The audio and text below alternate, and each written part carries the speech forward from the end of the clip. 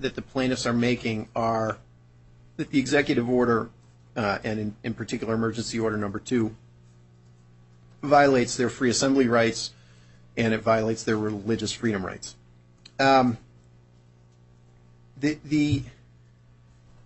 times of emergencies, Your Honor, executives, be they mayors, be they governors, or otherwise, are granted broad latitude to ascertain the nature of the emergency and to take temporary measures necessary to try to abate it or prevent harm to people or to preserve people's safety.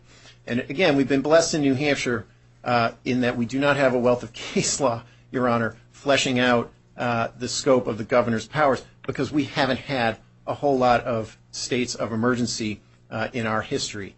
But there are states, Your Honor, who have, and there are territories who have. And the cases that you see tend to come up in the context of hurricanes. And so, for example, we cite in our brief a case called Smith v. Avino, which is an 11th Circuit decision that came out in 1996 in the aftermath of Hurricane Andrew. And the governor had declared a state of emergency, which authorized the Metro-Dade County commissioners to impose a curfew. And so they imposed a curfew that lasted from, that was scheduled to last from late August of that year through or into December.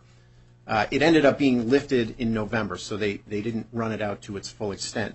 But a several-month curfew, and as I sit here, I believe it was 7 p.m. to 7 a.m., but I'm not 100% sure about that, but the case is clear on that.